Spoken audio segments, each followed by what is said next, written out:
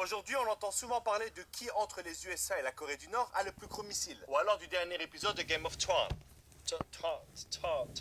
Mais il se passe un truc bien plus important dans le monde, vous l'aurez compris, aujourd'hui on va parler du Congo. Et donc quand je parlerai de Congo, je parle évidemment de la République démocratique du Congo. Le Congo est le deuxième pays le plus riche au monde, et je te jure ce n'est pas une blague, mais malheureusement vu que les Congolais ne bénéficient pas de leurs propres ressources, du coup c'est le deuxième pays le plus pauvre du monde. Aujourd'hui ce qui se passe au Congo c'est complètement la folie. C'est scandaleux mais t'es pas prêt. Je dis aujourd'hui mais ça fait quand même un bon moment que ça dure. Tout ça, ça a commencé avec l'ancien roi de Belgique a.k.a. Léopold II et la conférence de Berlin. Et le concept de cette conférence est tellement dingue que j'ai été vérifié pratiquement 100 fois pour être sûr que c'est pas un fait ou une légende. C'était une conférence où il y avait une énorme carte de l'Afrique, plein de pays occidentaux, tu sais, des mecs avec des grandes moustaches, et chacun choisissait une partie de l'Afrique. Chacun prenait ce qu'il voulait de ce continent dans le plus grand des calmes airs. Et évidemment, sans demander quoi que ce soit aux Africains. Et à ce moment-là, t'as Léopold II qui dit, bon, personne veut le Congo, c'est bon, je le prends. Je sais pas si tu te rends compte, hein, mais à lui tout seul, il a décidé de prendre tout le Congo. Et là, t'es en train de te dire, ah, je comprends. Et donc, le Congo appartenait à la Belgique à ce moment-là. Non! Il était roi des Belges, mais ça n'appartenait pas à la Belgique. Ça appartenait à Léopold lui-même. D'un côté, il avait son boulot de fonctionnaire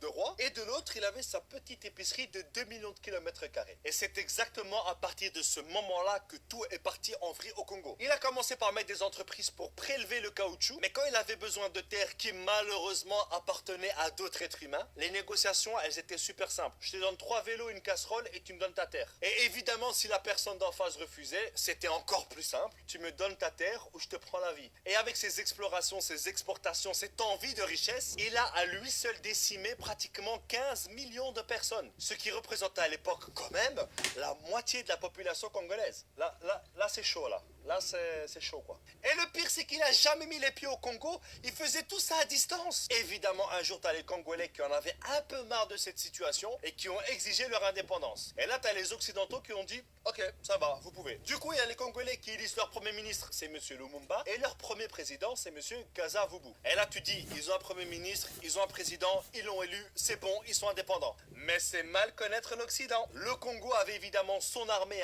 constituée de Congolais, sauf tous les hauts gradés, caporal, chef, capitaine, ce que tu veux, ils étaient tous belges. Donc pour un Congolais, tu lui dis qu'il est indépendant, mais que son chef s'appelle quand même Eric Van Den Put, mais où est le respect? Du coup, après seulement 3 jours d'indépendance, l'armée se rebelle. Quelques semaines plus tard, la province du Katanga se dit indépendante. Et pour ceux qui ne savent pas, Katanga, c'est juste la province la plus riche du Congo. C'est là où il y a du cuivre, de l'uranium, des diamants, enfin bref, la folie. Et c'est là aussi où il y a plein de pays occidentaux qui prélèvent tout ça. À ce moment-là, Lumumba demande l'aide de la Belgique qui lui disent non.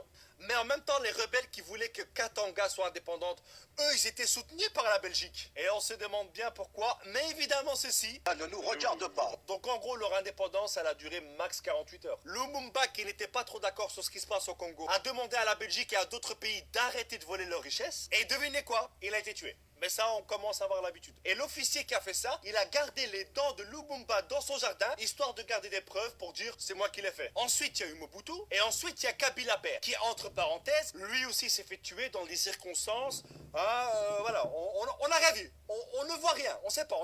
Et là, il se passe un truc de dingue. T'as le politique belge Louis Michel, qui travaille pour l'Europe, qui vient au Congo, et qui dit, vu que Kabila Père est mort, on va donner le pouvoir logiquement à son fils, alors qu'il y avait un vice-président. Et ça a été justifié en disant que, vu qu'il y a des conflits, voilà, on va mettre son fils en attendant d'avoir des élections. Ça a duré 5 ans. Ça fait quand même beaucoup la période de transition. Et aujourd'hui, ça fait 16 ans qu'il est président. Et là, il est en train de vouloir changer la constitution, histoire de rester encore 2-3 siècles. Je sais pas si vous êtes au courant, mais il y a quelques années, il y avait un zoo de Congolais à Bruxelles. Et quand je te dis zoo de Congolais, je te parle pas d'animaux venant du Congo, mais bien d'un zoo humain de Congolais, où des familles belges venaient toucher les petits cheveux crépus des petites filles congolaises. Ah, comme c'est mignon! Aujourd'hui, un élément qui fout bien la merde au Congo, c'est le coltan. C'est juste un élément indispensable dans nos smartphones. Ça empêche à notre smartphone de trop chauffer et ça lui empêche d'effacer toutes nos données lorsqu'il s'éteint. Tu comprends maintenant à quel point ce truc est super important. Et pourquoi c'est aussi grave? Eh bien tout simplement parce que ce sont des femmes enceintes, des enfants, des hommes qui sont payés 2 euros par jour pour extraire ce précieux minerai. Et il y a des millions de personnes qui meurent à cause de ça. Et tous les fabricants de smartphones, d'ordinateurs, de tablettes utilisent le coltan congolais. Et ce coltan qui pourrait faire vivre tout le Congo est sorti illégalement vers le Rwanda qui le réenterre pour qu'ils puissent dire on est les premiers producteurs de coltan au monde. Quoi ? Tu commences à sentir comment elle pue cette histoire? On se demande bien à qui ça doit profiter tout ça. Aujourd'hui, ce magnifique pays qu'est la République démocratique du Congo est gouverné par des États, par des entreprises qui pensent que ce pays est un portefeuille. Et actuellement, il y a un génocide qui a déjà fait plus de 6 millions de morts, perpétué par des rebelles financés par des multinationales pour pouvoir piller le sol congolais. On est tous liés indirectement au Congo par nos smartphones. C'est vrai que cette vidéo ne va rien changer. Et là, il y a plein de personnes qui vont dire, mais pourquoi est-ce que tu l'as fait alors? Parce que seulement le fait de savoir ce qui se passe là-bas, c'est déjà un pas qu'on fait. Et un petit pas en avant dans ce monde, aussi petit soit-il, c'est quand même le signe qu'on avance. Donc les amis, je vous invite à partager un maximum cette vidéo. Il faut que les gens soient au courant de ce qui se passe là-bas. Que les gens sachent ce qui se passe au Congo aujourd'hui, et d'ailleurs depuis des décennies, et sous l'indifférence générale. Merci à tous, et que Dieu bénisse la République démocratique du Congo. Ciao. Nous avons connu les ironies, les insultes, les coups que nous devions subir matin, midi et soir, parce que nous étions des nègres. Nous avons connu que la loi n'était jamais la même, selon qu'il s'agissait d'un blanc ou d'un noir. Qui oubliera les fusillades, les cachons furent brutalement jetés, ceux qui ne voulaient plus se soumettre au régime d'injustice, d'oppression